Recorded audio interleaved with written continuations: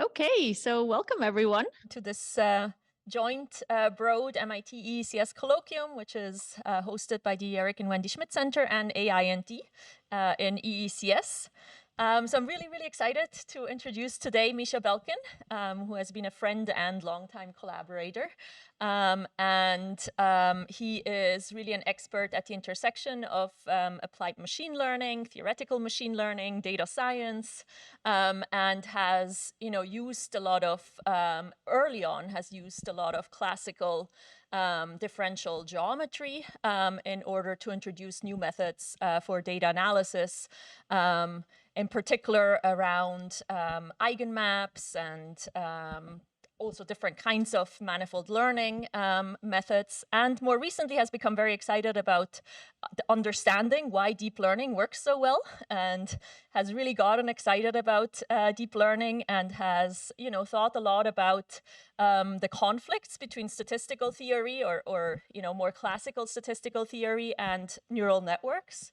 And some of his very well-known work, which I'm sure he'll have probably the double descent curve somewhere in this talk, maybe, has, resolved, no? Okay, well, then we'll have to say it has resolved, like, why we had, like, this U-shaped risk curve originally, and has, proposed that actually this comes down again through double descent, which has then motivated looking at infinitely large neural networks, and is his title, if their title has remained the same, yes, is going on to challenges of actually training these infinitely large neural networks. So the floor is all yours, Misha, and thanks for being here. Thank you.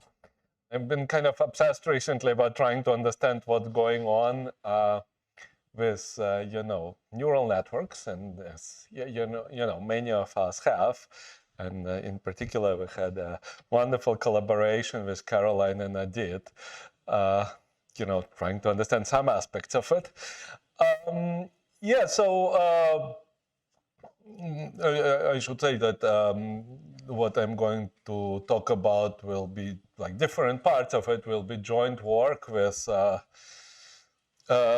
different people, with Adit and Caroline, and with my students, Amir Hissam, Abed Sultan, and Daniel Bigelho at UCSD, with Partha Pandit, who's a postdoc at UCSD, and Siyu Anma, who was my former student, now at Google.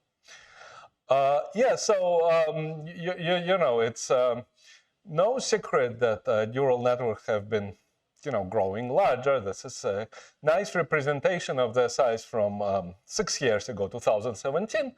Each circle is a neural net. The area of the circle corresponds to the number of parameters.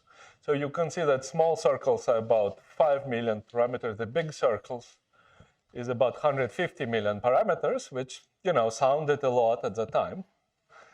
Of course, GPT-3 has 175 billion parameters. Now there are even larger models, up to a couple trillion parameters. This is to scale, so you can look for this 100 million parameters model in this few pixels.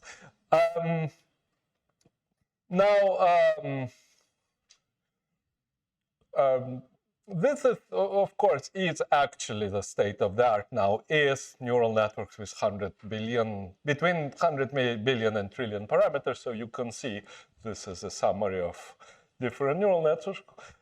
They're trained on roughly the same number of tokens. This is for language models, but other things are similar.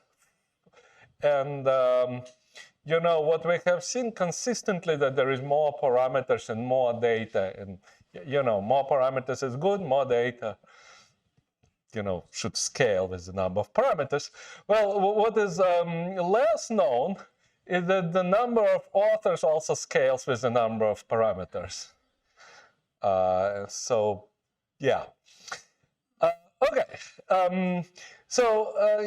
is the scaling. Well, it doesn't mention the number of authors, but it talks about less important things like the number of model parameters, the size of the data set, and the amount of compute.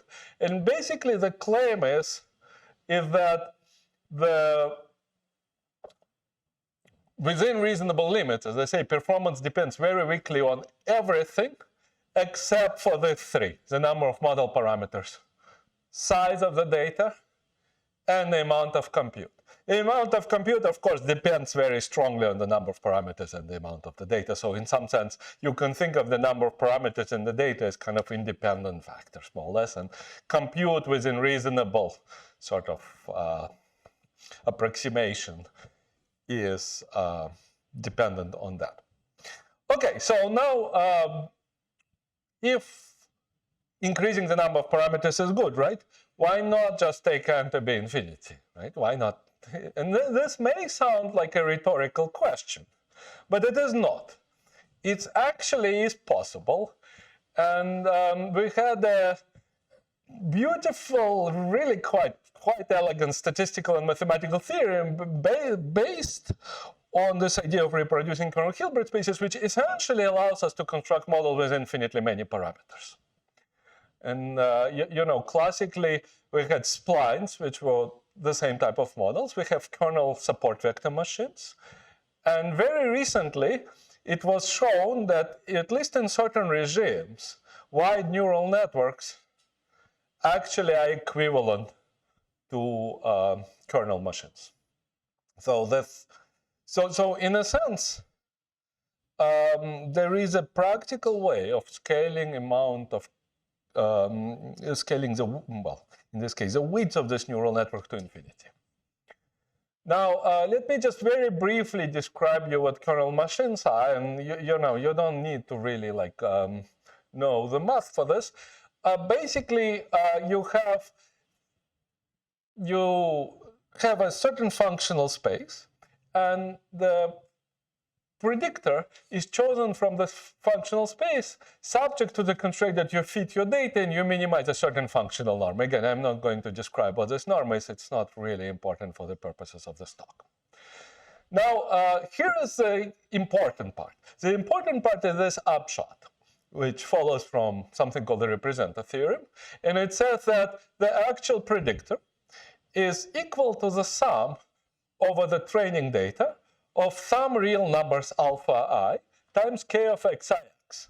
And if you want to think about something very specific to keep in mind, you can just think that this k is simply the e to the minus norm of the difference of the norms. So this is a very, very practical kind of specific form. And to find this alpha, you construct a kernel matrix and you do a matrix inversion. So everything here is very explicit and very specific, even though this thing looks very abstract. So that's it's kind of a little bit magical, right? Because you're saying something like extremely general in an infinite dimensional space, and in the end, you just get a formula with a single matrix.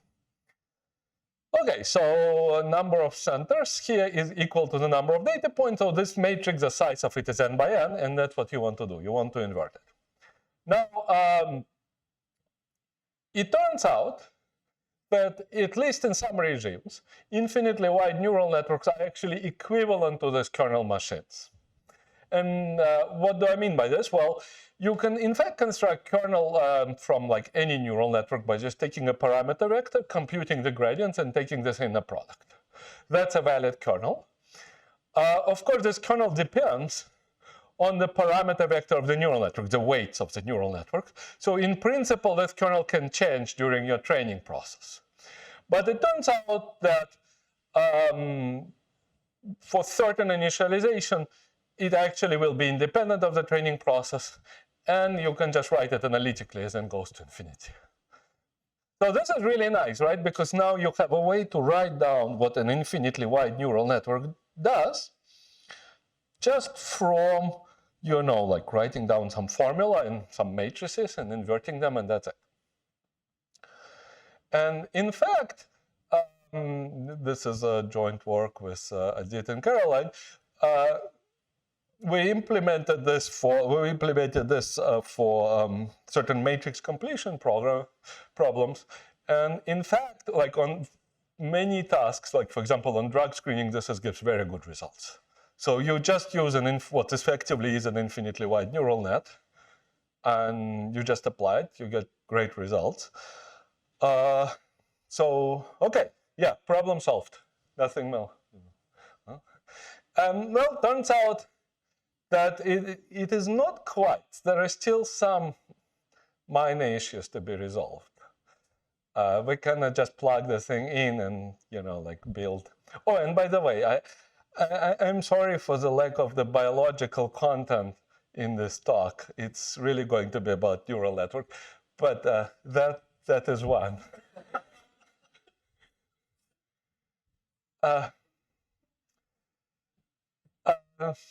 Okay, so problem solved. Well, I'm now claiming not quite, so we cannot just plug it into one of the transform architectures and be done with this.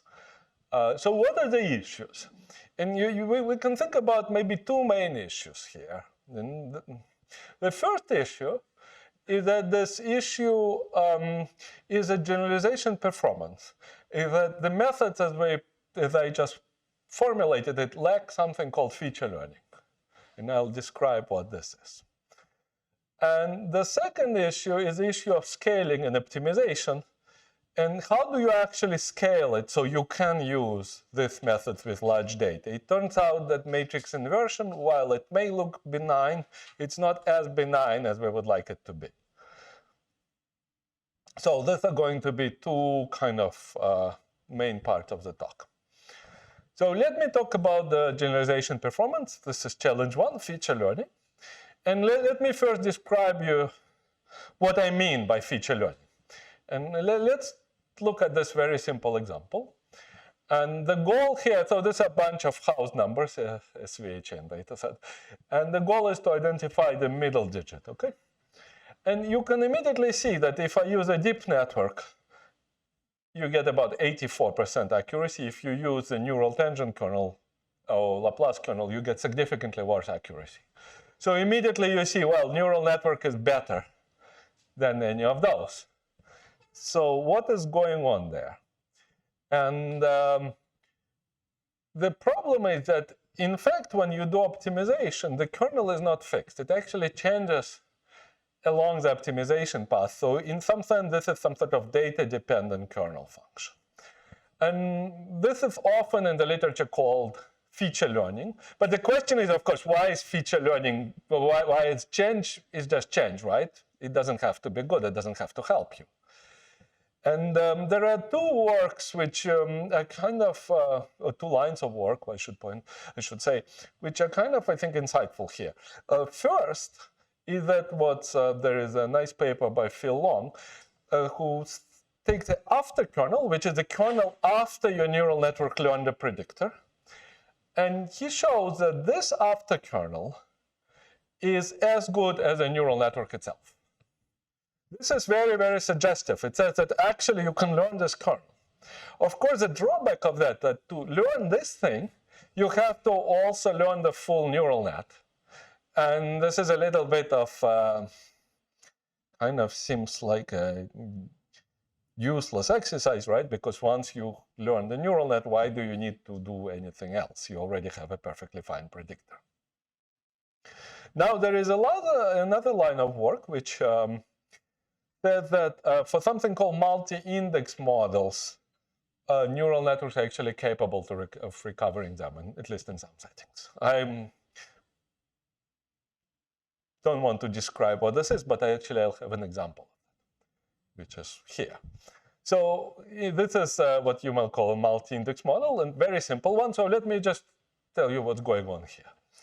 Really, really simple example. So you have a 100-dimensional space, right? This is a synthetic example. Now I am sampling points from this, just from a normal distribution, standard normal. And my true function is simply the product of the first two coordinates, okay? This is like one of the simplest things you can think about.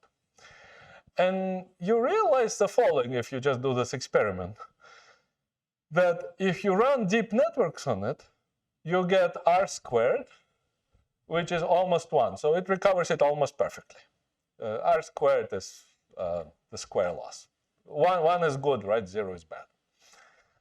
So 1.993 is very good. Now, if you do the same thing with a kernel, you get much, much worse result. So basically, you don't learn. Well, you learn it a little bit, but it's pretty bad.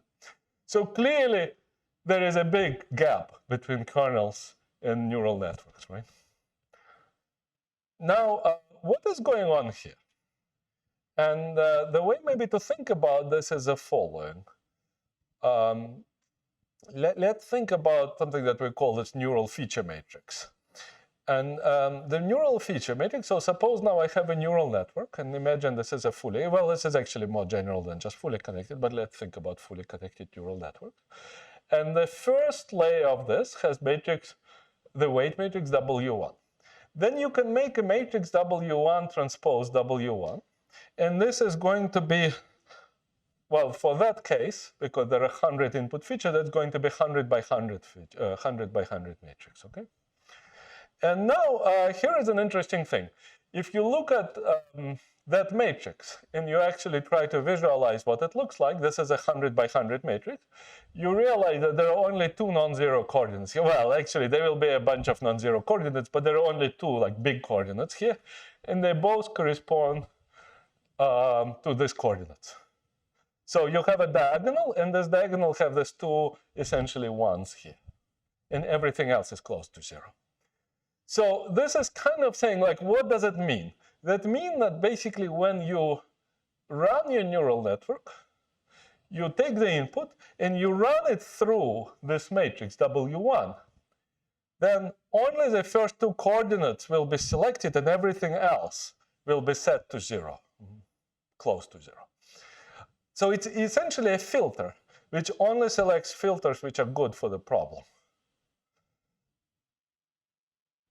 Now, interestingly enough, if you already know this filter, right? Suppose I already know that I should only pay attention to these two coordinates. Then you can rerun all of this stuff. And with just 20 samples, right? This was done using 1,000 samples. This is 20 samples. With 20 samples, you already have perfect recovery.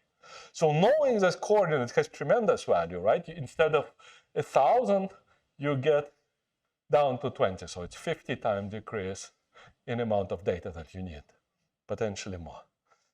So somehow you are bypassing the recursive dimensionality here, if you want to think about it that way. Okay, now, well, what's next? Well, so let us now think about it from a slightly different point of view, and this is going to be the key object here. And the key object is that imagine now I take the gradient of my target function, right? The gradient of my target function, well, it's just a derivative. When you take the derivative of that with respect to the first coordinate, you get x2. With the second coordinate, you get x1. So the gradient is just going to be x2, x1, and then 0 everywhere else. And now if you take expected value of this gradient, it's going to be a diagonal matrix with 0 on the diagonal except for the first two coordinates. Now, this is not an accident that this is actually exactly the same thing as we saw that the neural network learns. So the expected gradient outer product highlights the features corresponding to the neural feature matrix. And this is, this is not a new thing. There is a line of research in statistical literature which actually dealt with exactly this object. Okay, so now, why is expected gradient outer product an important thing? And the way to think about is the following. So imagine I want to look at image directions, or input directions, I'm sorry, which are important for the output, right? Well, direction is important if I make a small change in this direction and the output changes also. If I make a change in this direction, and the output, the predictor, doesn't change, then this direction has no information, right? I only care about directions because ultimately what do I want? I want to learn the output. If I want to learn the output, which directions matter? Directions which carry information about the output. And this object exactly measures the amount of information for each direction. So directions where this matrix, when applies, has a large value, are important, and the directions with, you can think about the small eigendirections, are unimportant. Okay, now I can actually formulate a kind of key aspect of this, which we call the deep neural feature ansatz. And so, by the way, ansatz, if you're not familiar with this word, it's basically like a guiding principle. It's not exactly a conjecture, and it's not an assumption, because it doesn't have to be mathematically precise. So you cannot say that something is a conjecture if it's not like actually true. But you can say, like, suppose this were true, right? It's a simplifying principle. And the simplifying principle here is that, and you can just think about the first layer, because that's a really important one. For the first layer, this is just the matrix I had before, W1 transpose W1. It just says that the W1 transpose matrix is that EGOP, the gradient outer product of the model. Okay? Oh, by the way, I would like to encourage any questions, so I'm more than happy to, slow down and answer anything. So please don't hesitate to interrupt. Yeah? Why is it reasonable? Why is this reasonable? Because I guess you won't like this. Because it holds. Because we can observe it consistently. Okay, I'm being slightly facetious. So we can prove it in some special cases, but the real reason is that actually it holds. Okay, now let me give you some sort of data here. So this is a correlation. So actually, you can kind of ignore the red one. This is not the really important one. The green one is the correlation between average outer product and the neural feature matrix for different layers for a trained network. And this is average of 121. Actually, it's not an average. It's a summary of 121 data sets. Okay, so that's a lot of data. So you can see that all of these correlations, so it's not exact, and it will not be exact because it's not a mathematical theorem, but it is very high. It's between for most cases, the average is between 0.9 and 1. Now you can look at specific. So on the y-axis here, you have the depth and the layer number. On the x-axis, you have these different tasks, different data sets, essentially. And you can see that, again, these numbers correlations are usually roughly 0.9 or something like that. Okay. Oh, yeah, this is cool. This is eigenfaces. So if you're familiar with eigenfaces, you can basically, if you use PCA on images, you can see faces like this. This is kind of a similar thing, but instead of taking PCA, which is unsupervised, you are taking this neural feature matrix, which is, of course, supervised, and you're doing it on this different, this is celeb A data set, which has faces of celebrities, and there's a different task, like whether they have a necktie or whether they're smiling and so on. And you can see that eigenvectors of, well, the first eigenvector of the neural feature matrix, W1 transpose, and this is expected graduate outer product, the same things. So you can see, okay, they're sort of visually close to identical, and the correlations are very high. But not the same, right? Not quite the same. Yeah? Are you considering this deep or just or shallow? This is several layers. I did, do you remember what was the depth for this experiment? These are 5 layers. Five. Okay, let me give one more example, which kind of goes toward the same point. So you can see that you can kind of train two neural networks, one with feature learning, the other without feature learning. So without feature learning, you just fix it. So you can see that as the neural feature matrix, and it doesn't change here, which is, of course, will be the case if you don't change. But the neural network is trained because you're still training it. And what you get some performance. It's actually not that bad, but you can say it's about 20%. Now, if you use it with feature learning, so you can see the evolution of this matrix. This is a task on whether a face image contains glasses. So you can see that the feature matrix basically starts looking more and more like glasses. So you identify the pattern of glasses, and you see that identifying the pattern of glasses helps you to go from about 20% to about 10%. So you improve significantly performance. And why are you improving performance? Well, presumably because you need much less sample complexity here. Because somehow you only know to pay attention to this area, to the You know, instead of paying attention to the full face, which will confuse your predictor, you're only paying attention to the glass area. Okay, so that's basically how this works. Now, why have backpropagation?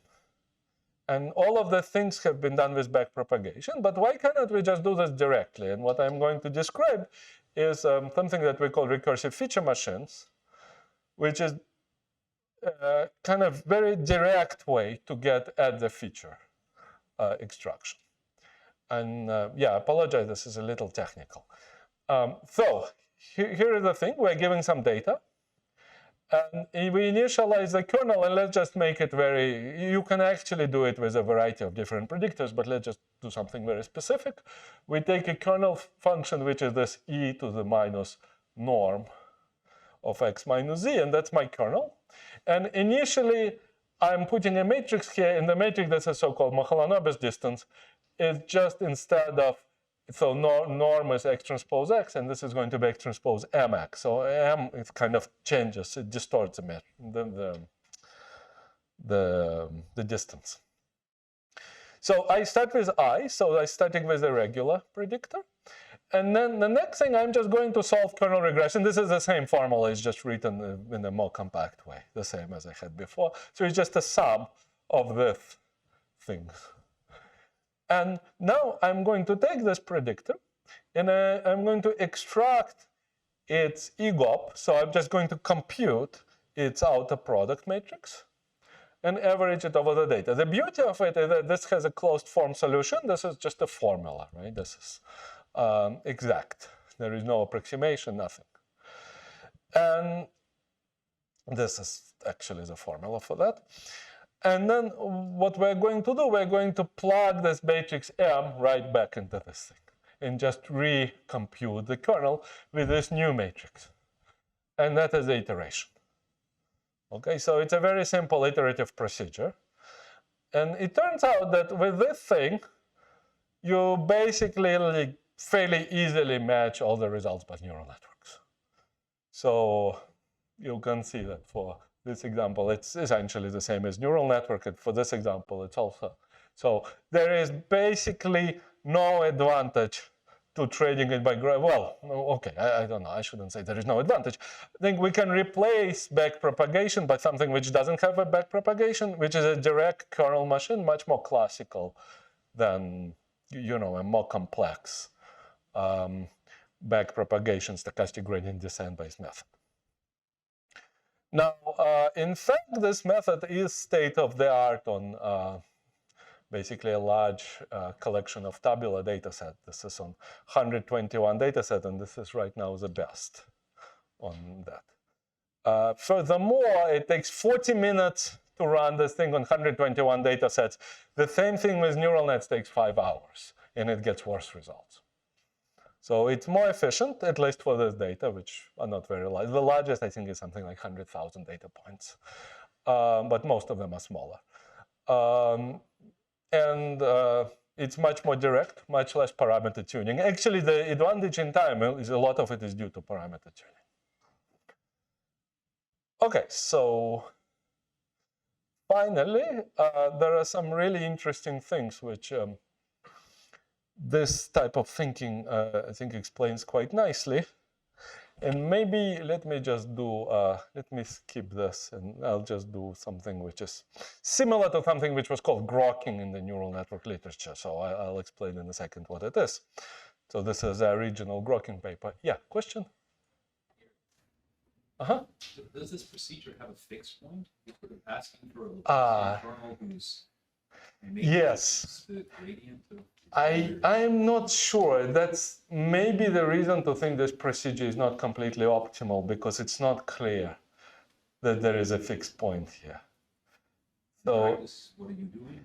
in practice, we just do like 3. It takes very few iterations, and we just stop when it stops improving. We have a validation set, and we'll just stop when it stops improving the results, which takes just a few iterations. So we kind of do early stopping on it, if you wish, on the number of iterations.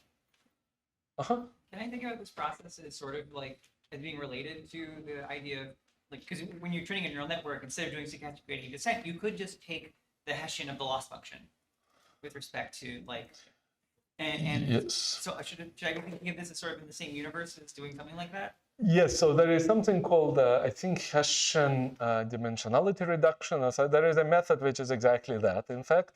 And you can see that Hessian also will have the same structure. I think from a practical point of view, well, first the ansatz, we don't know what Hessian looks like. But for this kind of multi-index model, it looks like it's probably the same thing. But the problem is that, like with Hessian in general, right, you need to compute second derivatives, which is not super practical.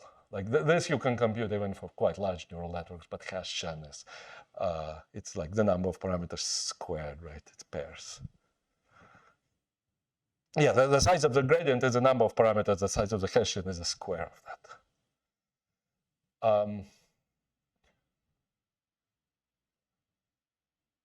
Okay, so let me briefly describe Grokking, and then I want to kind of switch gears and talk a little bit about the scaling issue. So what is Grokking? I'm not actually going to tell you what the original thing was. This is kind of our take on Grokking, which is not exactly the same as the original. But so here you have two data sets, two sets of images. This is tracks, and these are planes. And these are not always like very easy to tell you know, apart. Well, mostly they're not too hard. In any case, what we did, we encoded the label of this as this little star. So if it's black, it's, I think, a plane. And if it's gold, it's a track. Okay. So now, if you actually know to pay attention to this little part of the image, it's really easy problem, right? But of course, you don't know. And the actual problem to learn it from the images is much harder without the star. So here is what's happening with a neural network. With a neural network, after 80 epochs, the training accuracy is actually already close to 100. It's like 98% or something like that. But you can see that the test accuracy is pretty low. It's like 80, under 80%. And the feature matrix, well, actually, you can barely see it, but you can see there is like a little star here, but it's very, very faint. Now, if you continue training, you can see that the training accuracy doesn't actually improve much. It's basically constant. But your generalization keeps improving. And that's what Grokking refers to. So somehow it like learns neural network, even though it fits the data nearly perfectly already. And you can see that it improves quite significantly from about 75% maybe to close to 100. And after 150 epochs, the star is much more visible, although this matrix is still noisy. Okay? So that is what's happening, and it's kind of clear, right? What is happening is that it learns to pay more and more attention to the star, and that star is much more informative than the rest of the image, and that star only consists of a few pixels. Now, if you use RFMs, you can see that this thing happens in a much more direct way. So the first iteration, when you just use the kernel, you get very poor performance. It's about 55%, just above the noise level. But you already get a very decent pattern when you compute the EGOP, the gradient outer product. The pattern is already very clear. After one iteration, the pattern is even better. And the accuracy is like 90-something%. And after 3 iterations, actually, the patterns now is these matrices are indistinguishable visually, but the accuracy becomes 100%. So it really learns, it nails that, you know, like little area there, and it knows to only pay attention to it. Once it knows to pay attention, the problem is super easy. So this is what we see. This is a feature learning. And you can kind of see that they both do roughly the same thing, but RFM does it in a much more direct way with just a few iterations. In this case, 3 iterations. Okay, so let me now switch to a different challenge. So this was the feature learning. Any questions about this? This is probably a good place to, yeah. How does that vary as a function of the number of layers in the network? So if you have 10 layers, is the correlation in the first layers linked to the... Yeah, you can see it's not very strong. It doesn't vary a lot. With a fixed neural network size, right? So I mean, like if you have Oh, you mean like if you actually like do a deeper neural network, it looks sometimes you get better correlations with depth. We call it. There looks like there is some, we call it feature amplification with depth. In any case, there is some, it looks like deep neural networks sometimes learn this matrix is better than more shallow ones. So there may be an advantage of depth there. even in the first layer of the... Especially in the first layer.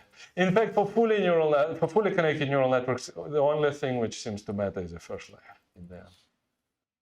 Okay, let me now describe the second challenge, which is the challenge of scaling, which is really important if you want to deal with large data sets, which we do want, right? Because in all sorts of domains now we can generate so much data.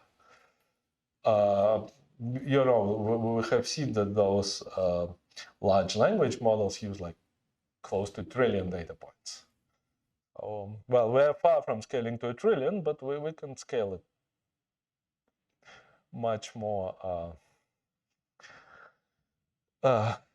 than before, at least.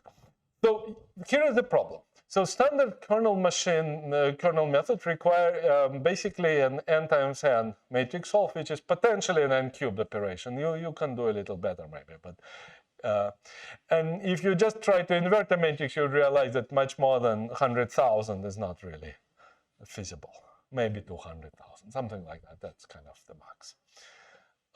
Now, to solve this, you can actually take some of the tricks from the deep learning, some of the ideas from deep learning, and in particular, stochastic gradient descent. And it turns out that stochastic gradient descent is actually very efficient for solving large systems, but you need preconditioning to make it really efficient. So we had this method which called EigenPro with Siu and Ma, which allows scaling to approximately 10 to the 6, like a couple of million data points. And you can, so you want to invert, you know, like say 1 million by million matrix. Of course, you don't actually want to invert it. You just want to solve a linear system. And what you do it by using a essentially preconditioned stochastic gradient descent. And the idea with preconditioning is the following. So maybe I'll just like spend like 1 minute of preconditioning. Basically, the problem is that your solution, how fast your gradient descent converges, depends on the ratio of the top and bottom eigenvalues of that matrix, the condition number. And what you would like to do, you would like to improve your condition number, and that's why it's called preconditioning. And the trick is, you simply would like to do the following. You take basically your top eigenvectors and you kind of just rescale them to make, say, your first 100 eigenvalues to be the same. So you want your first 100 eigenvalues to be the same as the 101st eigenvalue. So that will, of course, improve your condition number, right? Your condition number is lambda 1 divided by, say, lambda 10,000, if it's 10,000 by 10,000 matrix. So now instead of lambda 1 divided by lambda 10,000, you have lambda 100 divided by lambda 10,000, and lambda 100 is typically much, much smaller than lambda 1. So you get a massive improvement potentially. Now, the problem with this is that this is okay, this is fine, but how do you actually do this? It turns out that you can construct this matrix P, which essentially does this. And the cool thing here is that, so maybe I kind of emphasize, well, what is the challenge? The challenge is that, okay, you have a 1 million by million matrix. And to construct this preconditioning matrix, you basically need to find the top eigenvectors of a 1 million by million matrix. Well, that problem itself is as difficult as solving a system of linear equations. So it looks like we got nothing out of it. But here is the trick. The trick is actually the top few eigenvectors are sufficiently robust and you can recover them from a small subsample of the data. So even your matrix is 1 million by million, you probably only need like maybe 10,000 data points to recover top 100 eigenvectors very accurately. And how accurately? Accurately enough that when you do this procedure, you actually get like major improvement in accuracy. In speed, I'm sorry. You don't get improvement in accuracy. Accuracy is the same. So this actually solves the same problem as the original problem. It doesn't change the problem that you're solving. So So that's basically the idea. You compute this on a small sample, and then you use an Nystrom extension. Okay. Now, what is, so there are some really good things about it. This is kind of converges to the same problem with very low initial cost and essentially negligible overhead per iteration because you just need to store this eigenvectors, which is a low rank matrix. And all of this runs nicely on a GPU, which is kind of the only way now we can do the things if we really want something that works on a reasonably large scale.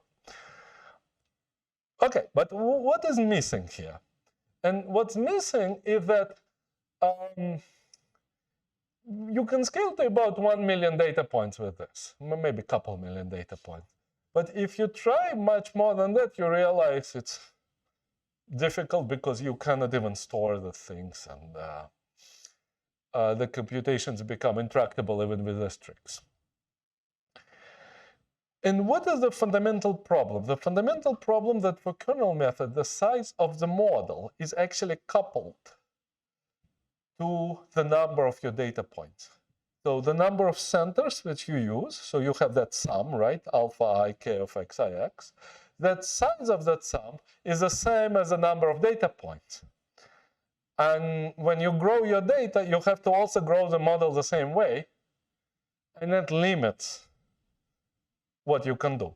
Now, for neural network, this is not the case, right? Neural networks, actually, the model is uncoupled from your data.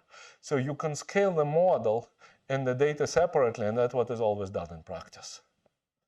I mean, they're scaled kind of together, but they're not really like closely tied. So what can we do here? And we need to somehow decouple the things. And to sort of emphasize this point, let me show you, these are very small models. This is just to make the point. So this is a model size. The model size is 2,000 centers, 4,000, and 8,000. Well, so first, maybe I remove this first, see that this is accuracy, so high is better. So observe two things. Oh, on the x-axis, I have my data size. More data is always better, right? Bigger model is always better. It's exactly what that, that quote said. More of everything, give me more. Now, but here is an interesting thing. So compare the model with 2,000 data points, right, which is this green line, and the model with 8,000 data points. So model with 8,000 data points is significantly more expensive to train. So when I use model with 8,000 data points, and I train it on the same data, that would be like a classical kernel machine, right? I actually get, you know, some performance, like for 48% or so. But I can do the same performance by training my smaller model with only 2,000 data points. So it's a 4 times smaller model, it's significant, with only twice as much data. So I can train a 4 times smaller model with only twice as much data. Now, the complexity grows linearly in the size of the data, but it's going probably at least quadratically in the size of the model. So I'm actually getting a lot here from this, at least a factor of 10, maybe more. And you can see this always happens. So a bigger model, when you only train it on, so if I have a model of 1 million, and I train it on 1 million data points, right? This is probably going to be worse than a model with, say, 100,000, which is 10 times smaller, but trained with maybe 100 million data points.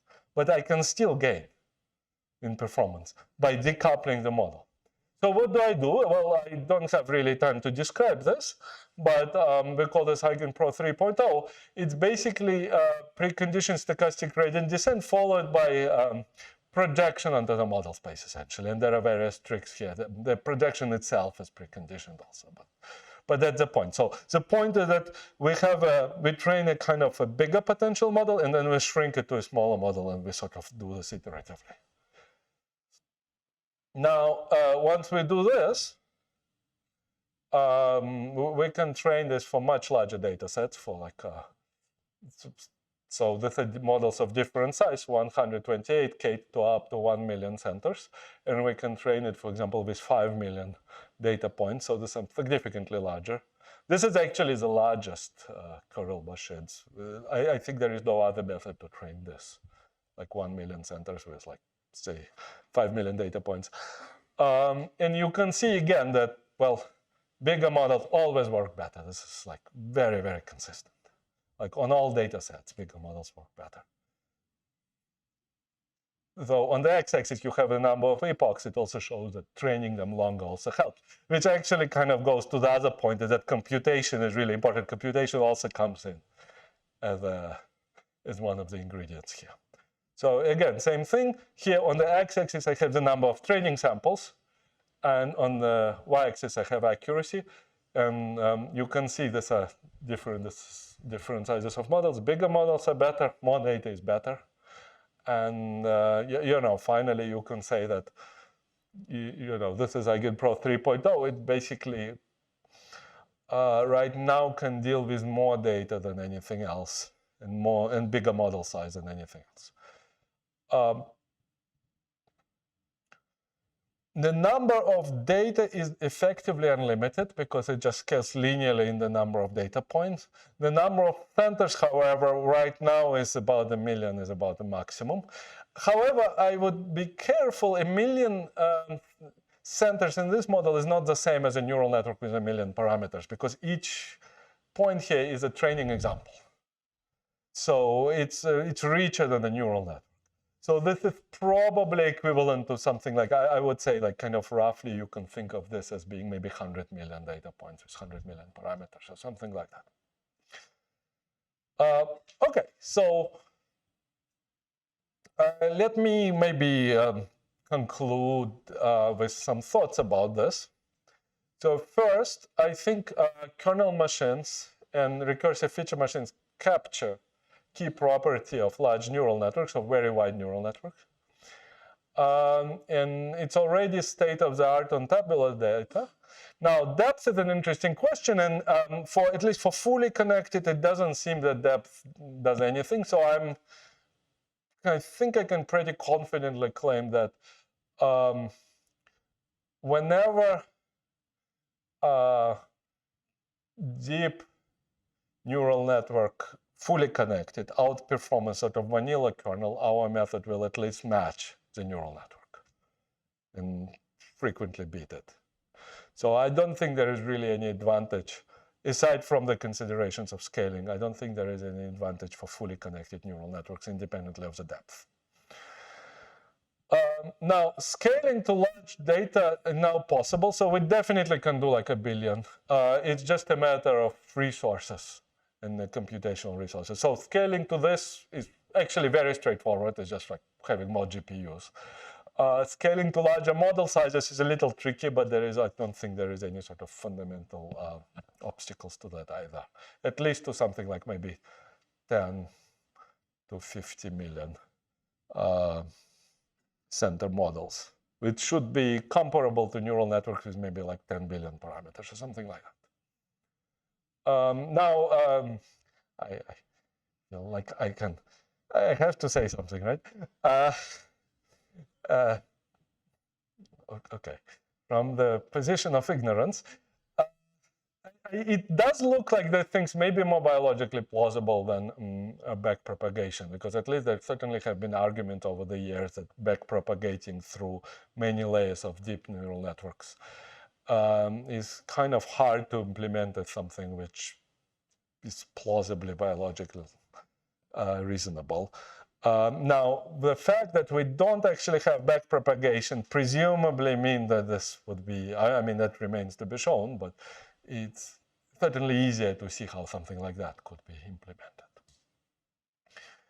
Okay, so that's concluding thoughts 1. Now concluding thoughts 2.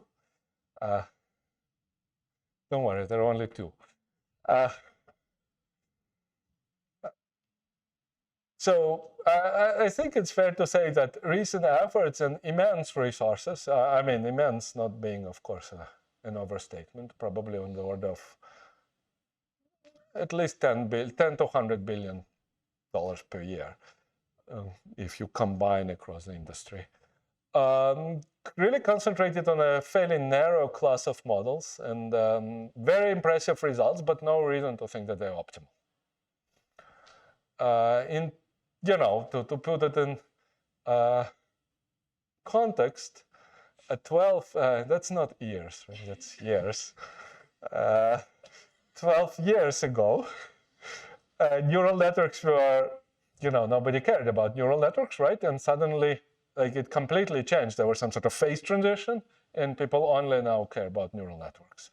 But do we know what happens in 12 years from now? It's at least prudent to invest a fraction of resources into alternative methods.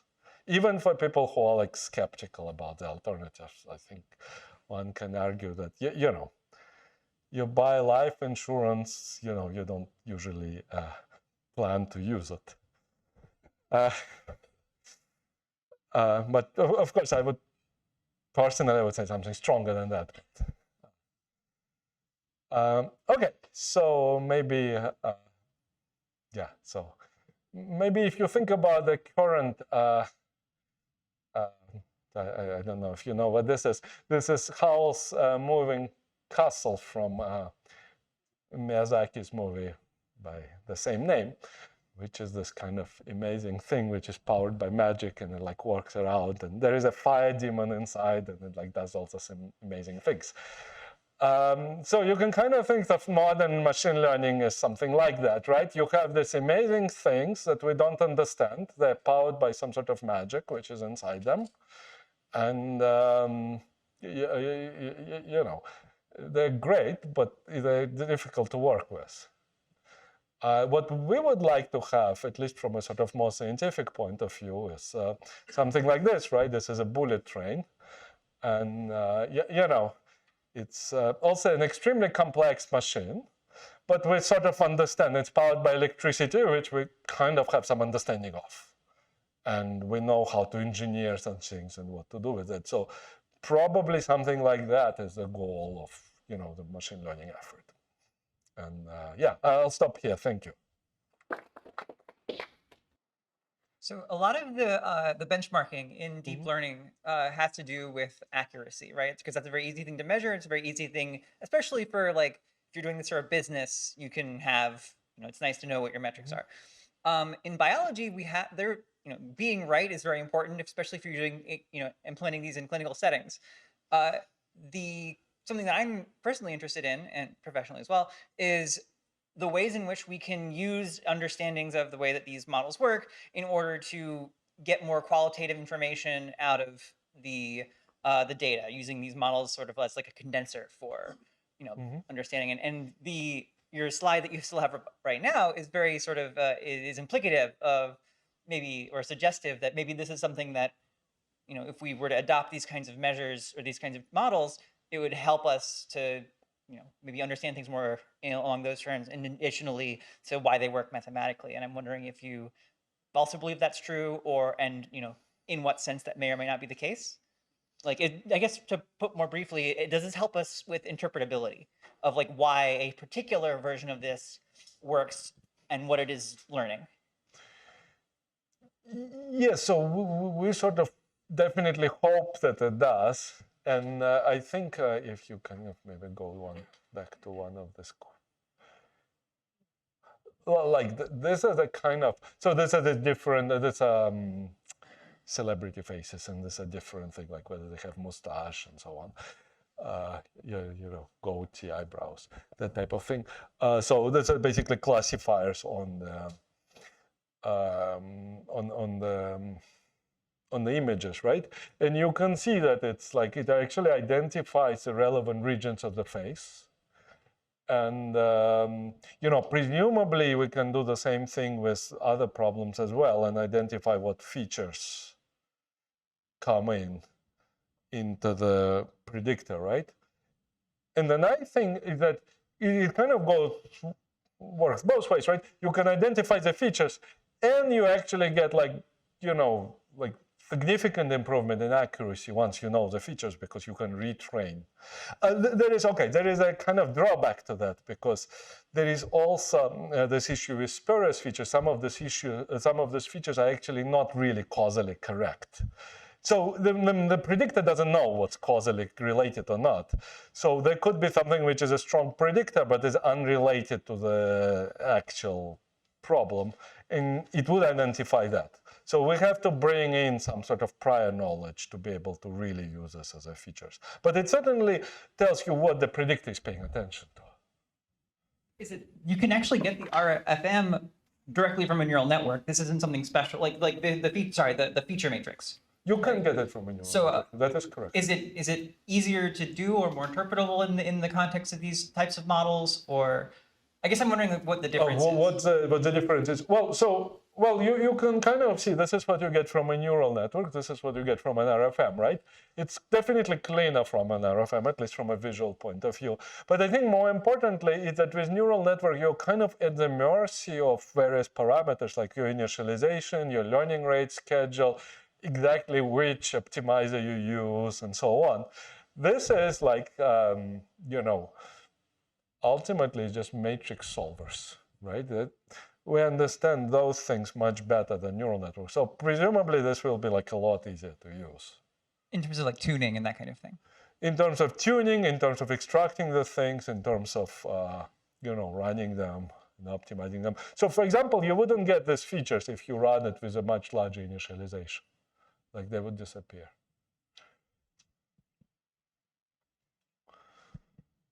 Other questions? So, quick question. So there was this literature on lazy training where you freeze and train one more layer, freeze and train more and more layer, which is similar to this, doing one more transformation of the data at the time. But I remember people were not able to get the accuracy that they were getting with like a full training with a neural network. So have you compared these approaches? We haven't tried training one layer at a time. I don't know, do you have any insight what happens with one layer at a time kind of training? We found it was worse, but for the RFM, we find it's like better. So I don't. But why is it worse for neural network? Do we understand? It's maybe the finite weight, yeah. Okay. Because somehow infinite width is better, right? Infinite width is always better, but infinite width doesn't always learn features, right? So you want to have infinite width and learning features. Maybe that's the way to think about it. Okay, but that suggests that if you take a wide network and do this lazy training, maybe you can also. Then probably you're fine, yeah. Can you say more about the convolutional setting, maybe? Yeah, so we're currently working on this. So the ansatz holds for convolutions. We have a lot of data about this. Basically, it seems that everything works. It's very much work in progress at this point, but it looks like things work. You have to be careful because you have to first do the convolution layer, and then after that, because you see the input pixels don't have any meaning, right? Because it needs to be somehow translationally invariant or close to it. So an individual pixel it wouldn't make sense to have something like this unless it's like registered. This only works for registered images. For convolutional, you first have to go through convolutions. I think that was thank you. Very intuitive talk. I'm wondering if there is hidden costs to this Nystrom approximation when you do the kernel, and can you guarantee that important information is not lost in those low eigenvalues, eigenvectors? No, we cannot quite guarantee. So we have, the problem is I think theoretical results are a little pessimistic. So what we can guarantee is essentially, well, you are solving the same problem, so you're unlikely to make it much worse. So even if you screw up, that's a nice thing. Even if you screw up your preconditioner, you're kind of back at your original problem. You're just not helping. You're unlikely to really do damage. On the other hand, what it seems that in practice at least, this is this preconditioners work and Nystrom is very good. So you can take relatively small sample and do Nystrom extension. And we're looking right now actually at some of these issues, but it looks like most bounds are too pessimistic, because I think they don't take properly into account the decay of eigenvalues, basically. I had a question about optimization guarantees. Do you have any more guarantees with these kinds of methods for whether you're going to capture the global minima compared to just using a neural net? Oh, global minima. Well, this thing doesn't have any global minima, right? It just have a. Sorry, it doesn't have any. It just has a single. It's a convex optimization. This is a convex problem. It's just matrix inversion. So there is nothing to prove from that point of view. For the neural networks, of course, it's like the usual. If it's wide enough, you can prove that it will converge. But actually, I'm not sure that the proofs of convergence really work when you're learning features, because what you need essentially is quite small initialization. And if you look at the proofs of convergence, they use some sort of NTK type of analysis. So I'm not sure like we have. Actually, yeah, I don't know if anything. Maybe something is proved for ReLU networks, but yeah, but no issue on this side. Can it be applied for unsupervised tasks? You need to have some sort of target, right? As soon as you have target, so if you kind of reformulate, so what do we need? So if you just have unsupervised, then this is not going to work, right? Because we need some sort of predictor. But we can have some sort of proxy probably for a predictor. So maybe you want to predict.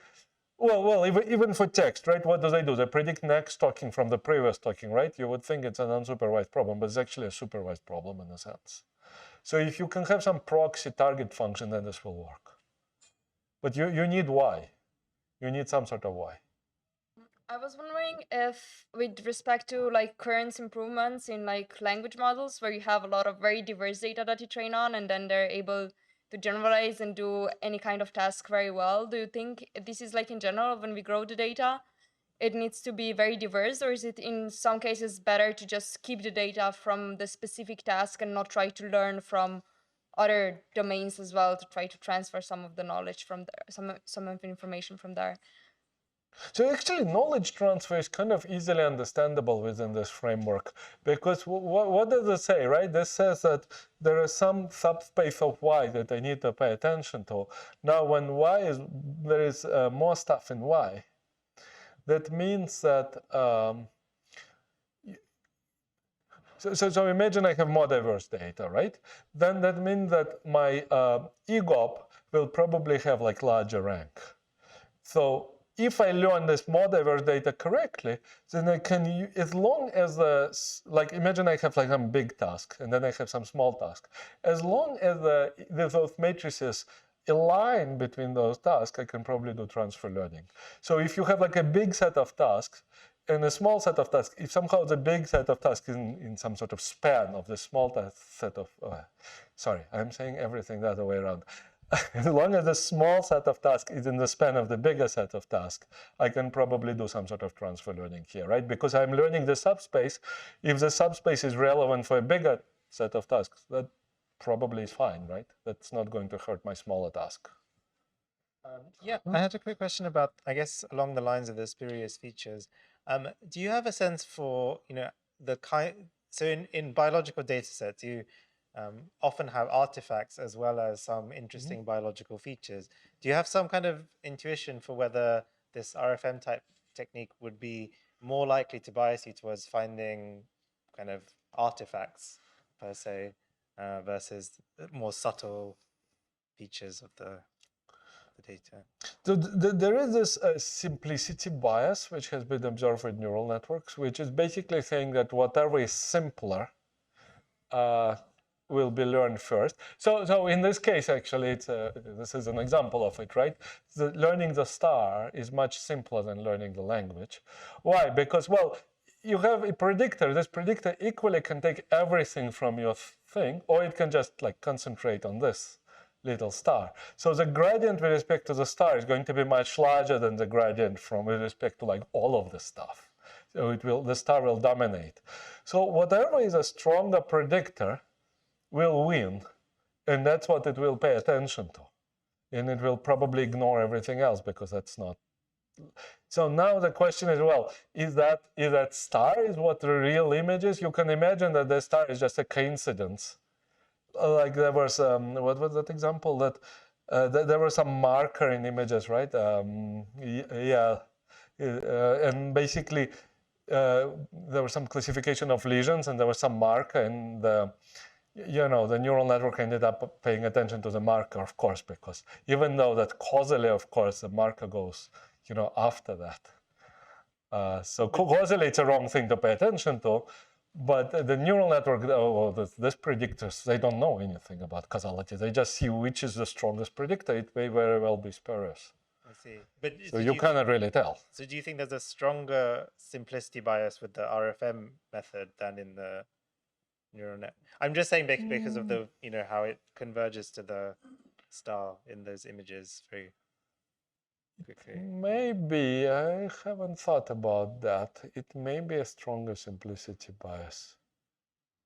I'm not sure. That would require some sort of actual testing.